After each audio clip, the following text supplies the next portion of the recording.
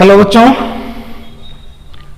आज class first year की और क्लास फर्स्ट ईयर में वेक्टर एनालिसिस आपका चैप्टर है। हम लोगों ने पिछली वीडियो में स्केलर प्रोडक्ट पढ़ा था। आज कुछ उसी पे न्यूमेरिकल्स देखेंगे। क्या पढ़े थे? वहां पे पढ़ा गया था vector A dot vector B equal to a b cos theta. ठीक, ए बी कॉस थीटा। और भी कुछ इसके प्रॉपर्टीज पढ़े थे। उसमें एक इंपॉर्टेंट चीज थी जो i dot i equal to j dot j equal to k dot k equal to क्या पढ़ा गया? 1। नेक्स्ट एक चीज और उसमें पढ़ी गई, आई का जो मॉड था 1 या j dot j equal to k dot, अरे सॉरी, आई का मॉड इक्वल टू के का मॉड, मापांक जो था सबका क्या था? 1। और अदर कंडीशन में यदि देखा जाए I dot J J dot के डॉट आई तो क्या होता था? 0। ये तीन चीज आप अपने दिमाग में रखिएगा क्योंकि इस पे न्यूमेरिकल लगने वाले हैं। तो स्केलर प्रोडक्ट के स्केलर अदिश गुणन जो है, यहां पे वेक्टर ए इक्वल टू दिया है, वेक्टर बी इक्वल टू। अब हमें इसका क्या चाहिए? अदिश गुणनफल चाहिए। तो अदिश गुणन हम क्या करेंगे? इसके vector A dot vector B equal to A की value 3i cap 2j cap 5k cap into B. B की वैल्यू क्या है? 2i cap plus 4j cap minus 3k cap. अब यहां पे आप देखो, इसे ध्यान से, i डॉट आई एक होगा, j डॉट जे एक होगा, k डॉट के होगा।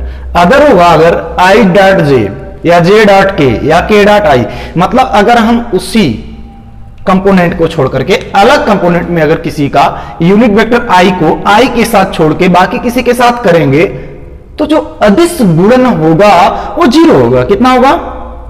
0 होगा।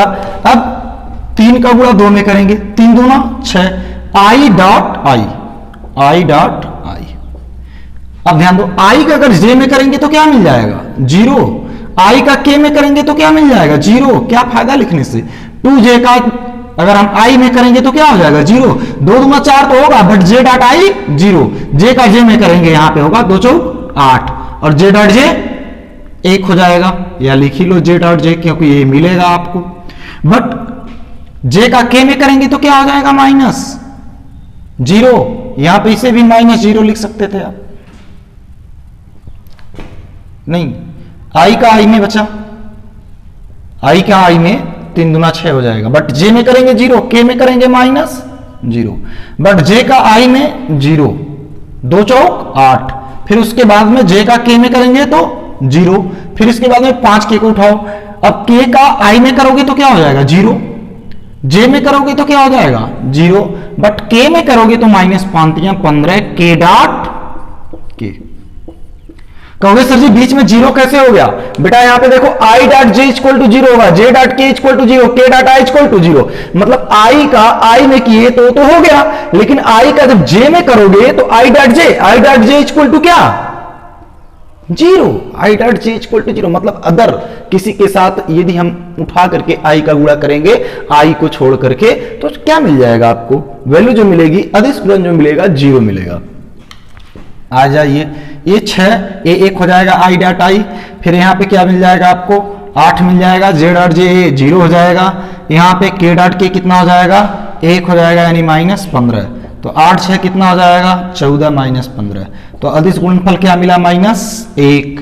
यानी कह सकते हो बेटा यहाँ पे vector a dot vector b equal to -1 मात्रक, ये मिल गया। ठीक, अब मान लीजिए आपसे कह देता कि बेटा यहां पे वेक्टर ए का मैग्नीट्यूड निकालिए, वेक्टर बी का मैग्नीट्यूड निकालिए। ये 2 प्रश्न और बन जाएंगे इसमें।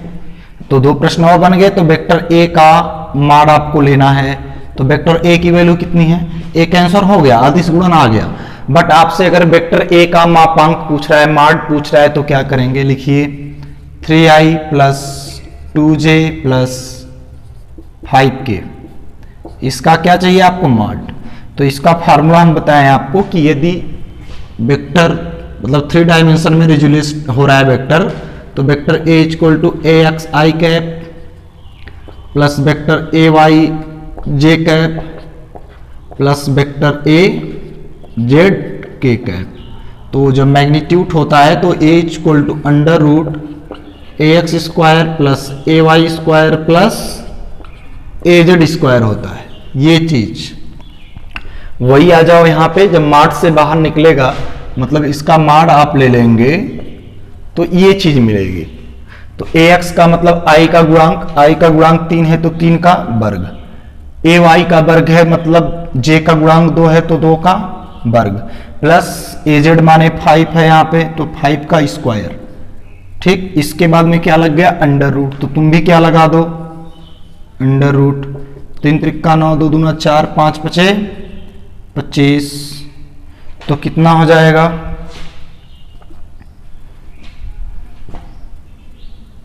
38, 9 4 13 और 9 4 13 हो जाएगा। 13 और 25 10 35 3 38 किसमें, रूट में। ठीक, ये इतना मात्रक आ गया। माड़ा बी मान लीजिए पूछ रहा है आपसे, तो माड़ा बी कैसे लगाएंगे, बी की वैल्यू कितनी है 2i cap plus 4j cap minus 3k cap. बेटा इसका क्या चाहिए, माड। तो क्या करोगे अब, 2 का स्क्वायर 4 का स्क्वायर माइनस 3 का स्क्वायर, क्या हो जाएगा, रूट। क्या मिलेगा, 4 प्लस 9, ये क्या आ जाएगा 29। इतने मात्रक ये चीज मिलेगी। ऐसे अगर आपसे पूछ लिया कि वेक्टर a प्लस बी का मान क्या होगा, इस तरह से गुणा करेंगे आप, इस तरह से मापांक उसका निकालेंगे। ठीक, अब अगली पॉइंट, अगला क्या पूछ सकता है आपसे, वो देखिए। इस तरह के आपके न्यूमेरिकल्स आपके बुक में ज्यादा दिए होंगे, एक्सरसाइज होंगी, उन्हें आप सॉल्व करिएगा।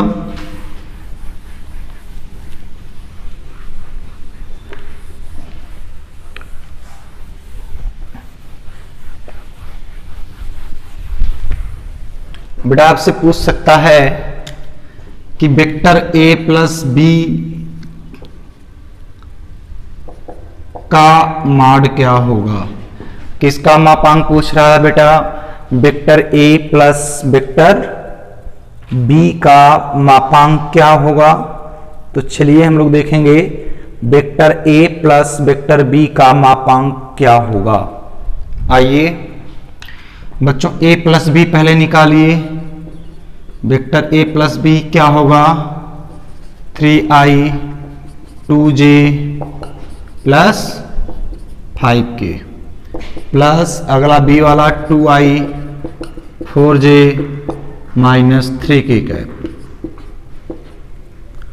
अब 3i 2i कितना हो जाएगा 5i, 2j 4j कितना 6j, बट 5k में से 3k चला जाएगा तो प्लस 2k। ये क्या मिल गया आपको, vector a plus vector b। मापांक चाहिए इसका तो मॉड लगा लीजिए, 5i 6j। नॉर्मल सदिश का ये जोड़ का मापांक निकालना है। और भी क्वेश्चंस में भी कुछ क्रिटिकल क्वेश्चंस भी इसमें आते हैं जो आपको बताए जाएंगे। और फिर 2k कैप, इसका क्या होगा मापांक, तो आ जाओ मापांक इसका क्या होगा, a plus b equal to 5 to the power 2 plus 6 to the power 2 plus 2 to the power 2 का क्या हो जाएगा, रूट। कितना मिलेगा 25 36 4 40 65 ऐड कर लीजिए, 36 4 40 20 60 5 65 मात्रक आएगा ये चीज हो गया। ठीक, कुछ गुणा तो इस प्रकार से आपको करना होगा, अदरवाइज और भी प्रश्न कैसे आते हैं उसे देखिए।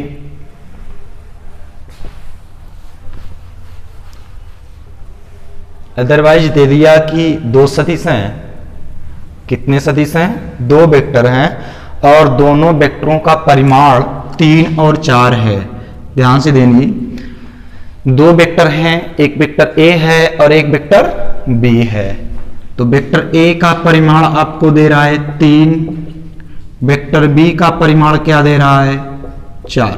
प्रश्न है कोई, कह रहा है कि दो सदिश हैं जिनके परिमाण क्रमशः 3 मात्रक और 4 मात्रक हैं, यदि इनका अदिश गुणनफल 6 हो, क्या अदिश गुणनफल मतलब vector A dot b equal to 6 हो, तो इनके बीच का कोण ज्ञात कीजिए। क्या ज्ञात कीजिए, मतलब थीटा पूछ रहा है। प्रश्न है एक कि दो सदिश वेक्टर ए व वेक्टर बी जिनके परिमाण 3 मात्रक और 4 मात्रक हैं, कितने हैं 3 मात्रक और 4 मात्रक हैं, और इनका अदिश गुणनफल मतलब डॉट वेक्टर ए डॉट वेक्टर बी कितना है 6 है, तो इन दोनों सदिशों के बीच का कोण ज्ञात कीजिए। क्या ज्ञात करना है, इन दोनों सदिशों के बीच का कोण ज्ञात करना है। जब इस तरह का क्वेश्चन आए तो आप यहां पे लिखिए vector A dot vector B equal to a b cos theta. तो ए दो सदिशों का अदिश गुणनफल है, कितना दिया हुआ है 6 दिया हुआ है, इक्वल टू वेक्टर ए का परिमाण कितना है 3, बी का परिमाण कितना है 4 और इंटू कॉस थीटा। अब बेटा यहां पे आ जाओ, 6 इक्वल टू 3 चौके कितना हो जाएगा 12 कॉस थीटा, तो कॉस थीटा इक्वल टू क्या हो जाएगा 6/12, तो 6 दूनी 12 यानी 1/2 कितना कॉस थीटा। अब आ जाओ, जब cos थीटा इक्वल टू 1/2 आ गया तो cos थीटा इक्वल टू 1/2 किसका मान होता है, यहां पे देखो तो cos 60 अंश किसका cos 60 अंश का मान होगा 1/2, तो थीटा इक्वल टू π/3 आ जाएगा। ये होगा दो सदिशों के बीच का कोण। इस तरह से किन्हीं भी दो सदिशों के बीच का हम क्या निकालेंगे, एंगल निकालेंगे। ये छोटी छोटी चीजें थी और छोटा सा न्यूमेरिकल था। आगे और बढ़ेंगे तो वहां पे मिलेगा, जैसे आपको अगला क्वेश्चन हम बताएं, मान लीजिए दो सदिश हैं, वेक्टर ए तथा वेक्टर बी के परिमाण 8 और 16 मात्रक हैं, इनके बीच का कोण 60 अंश है, तो ज्ञात करना है हम लोगों को इनका, यानी दो सदिश वेक्टर ए वेक्टर बी के परिमाण क्रमशः 8 और 16 मात्रक हैं, इनके बीच का कोण 60 अंश है, तो वेक्टर ए डॉट बी का मान पूछ रहा है। ध्यान दीजिए आप, दो सदिश हैं, वेक्टर ए का परिमाण 8 दे रहा है, वेक्टर बी का परिमाण 16 दे रहा है, ठीक, और इनके बीच का कोण 60 अंश दे रहा है। ऐसे सवाल ज्यादा मिलेंगे आपको। तो आपसे पूछ रहा है कि वेक्टर ए डॉट वेक्टर बी क्या होगा, ठीक, तो आप क्या करेंगे, vector A dot vector B equal to क्या होगा बेटा ए बी कॉस थीटा। तो आ जाओ, अब वेक्टर ए नहीं, यही ज्ञात करना है आपको, ए का मान क्या होगा, मतलब माड जो होता है ए के बराबर होता है, ये किसके बराबर है बी के, तो ए का मतलब 8 होगा और इंटू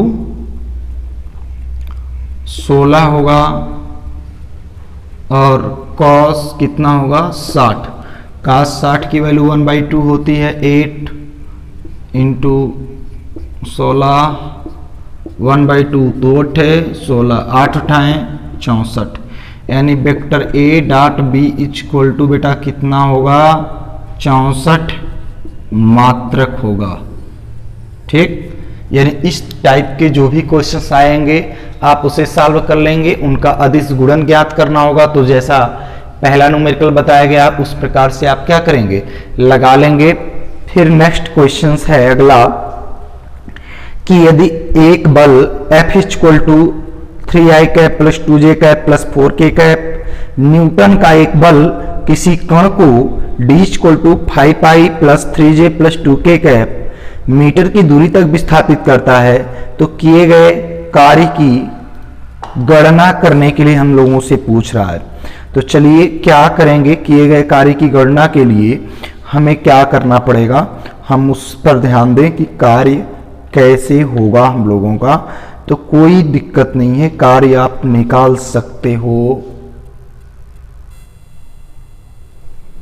बेटा अगला क्वेश्चन है, यदि vector F equal to 3i cap plus 2j cap plus 4k cap newton का एक बल किसी कण पर vector d equal to 5i cap plus 3j cap plus 2k cap metre की दूरी तक विस्थापित करता है, तो किए गए कार्य की गणना कीजिए। यानी इसका सॉल्यूशन होगा, क्या होगा, पहले क्या दिया है आप उसे नोट करें। Vector F equal to 3i cap 2j cap plus 4k cap और d विस्थापन कितना दिया है 5i cap plus 3j cap plus 2k cap. ठीक, अब आपसे कार्य पूछ रहा है, कार्य का मतलब W। W इक्वल टू क्या होता है formula F dot D। F की value 3i plus 2j plus 4k। D की वैल्यू कितनी है 5i 3j plus 2k। Multiply कर दीजिए, 5 तियां 15 प्लस 2 तियां 6, 4 दूनी 8। कहेंगे सर जी बाकी क्या हो गया, अरे सॉरी ये होगा, बाकी क्या हो गया 3 का गुणा 5 में करेंगे 15, 2 तियां 6, 4 दूनी 8। बाकी क्यों नहीं हुआ, यदि i का बेटा हम j में करेंगे तो क्या हो जाएगा 0, i का k में करेंगे 0, j का i में करेंगे 0, j का k में करेंगे 0, k का i में करेंगे 0, k का j में करेंगे 0। इसलिए हमने उसी का गुणा उसी में किया कि जिसके साथ हमें उसकी मैग्नीट्यूड 0 से एबव मिल रही हो। 3 का 15, 2 तियां 6, 4 दूनी 8। बाकी किसी के भी साथ करेंगे तो आप 0 मिल जाएगा, इसलिए नहीं किया गया। तो 8 से 14 15 कितना हो गया 29 जूल। ये हुआ आपका सवाल। ठीक, इसे नोट कर लें। अगला क्वेश्चन बताएं हम आपको,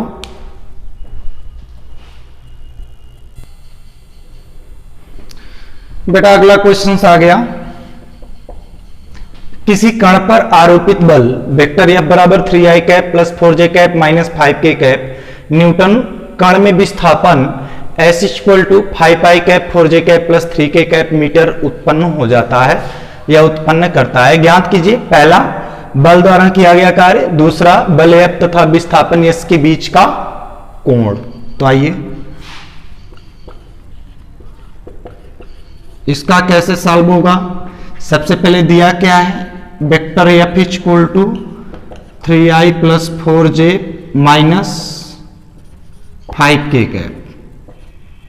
यस बराबर क्या दिया हुआ है आपको 5i 4j 3k। ये इतना न्यूटन्स और ये मीटर है, वो न्यूटन है मीटर। आपसे किया गया कार्य पूछ रहा है और थीटा एंगल पूछ रहा है, किसके किसके बीच, F और S के बीच। तो पहले कार्य निकालते हैं। W इक्वल टू क्या होता है वेक्टर FS, तो W equal to vector FS निकाल लेते हैं हम लोग। F की value 3i 4j minus 5k S की 5i 4j 3k, ठीक। तो हो जाएगा 3 यहाँ पे 25 15, 4 चौके 16 और 5 -15। अदर में क्यों नहीं हुआ, फिर वही बात, यहाँ अदर के साथ क्या हो जाएगा 0, इसलिए उसका उसी में 5 15, 4 चौके 16, 5 15, 5 ये -15 होगा यहाँ पे, ठीक। 15 15 कट जाएगा, कितना आ गया 16 जूल। ये क्या आ गया वर्क। अब क्या चाहिए आपको, एंगल चाहिए। एंगल के लिए क्या करेंगे आप, माड चाहिए, किसका, एफ का। माड ले लीजिए, क्या है 3i cap plus 4j cap minus 5k cap, ठीक। s इक्वल टू क्या है, इसका भी क्या हो जाएगा माड, तो इसका माड बाहर निकलेगा तो हो जाएगा 3 त्रिका 9, 4 चौके 16, 5 5 25, ठीक है।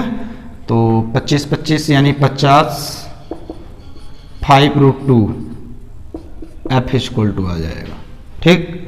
मैग्नीट्यूड में न्यूटन्स, ठीक है। और यस क्या होगा 5 4j 3k कैप, तो 25 16 9, ये भी क्या आ जाएगा 5 कणिम 2 आ जाएगा, ठीक। अब इसके बाद में क्या निकालना है, एंगल निकालना है। वो क्या होगा, तो होता है ना F vector F dot S equal to F S cos theta. तो एफ एस की वैल्यू आई 16 जूल, एफ का मैग्नीट्यूड आया 5√2 और एस की भी वैल्यू आई 5√2, ठीक। कॉस थीटा, तो √2 फ्रेश 2 हो जाएगा, ठीक। तो फ्रेश 2 और 5 5 25 दूना 50, यानी कॉस थीटा इक्वल टू 16/50। तो ये आ जाएगा कॉस थीटा इक्वल टू 8 और ये 2 8 16 2 25 50, यानी 8/25, या लिख सकते हो theta equal to cos inverse 8/25। ये उसका क्या होगा बेटा, एंगल होगा। किसका एंगल होगा, जो हम लोगों से पूछा था कि वेक्टर ए एफ है और एस विस्थापन और इसके बीच का एंगल जो पूछा था वो 8/25 आएगा। कितना आएगा 8/25 आ जाएगा। Theta equal to cos inverse 8/25, ठीक है। अब इसके बाद में हम लोगों को क्या पढ़ना है, सदिश गुणन पढ़ना था। सदिश गुणन क्या है, उसके नियम कुछ हैं। तो बेटा नेक्स्ट अगली वीडियो में हम आपको वेक्टर मल्टीप्लिकेशन बताएंगे और उस पर कुछ न्यूमेरिकल्स और कुछ ट्रिकी, कुछ कंपटीशन के न्यूमेरिकल्स आते हैं इस पे, वो किस टाइप के होते हैं अगली वीडियो में हम आपको बताएंगे।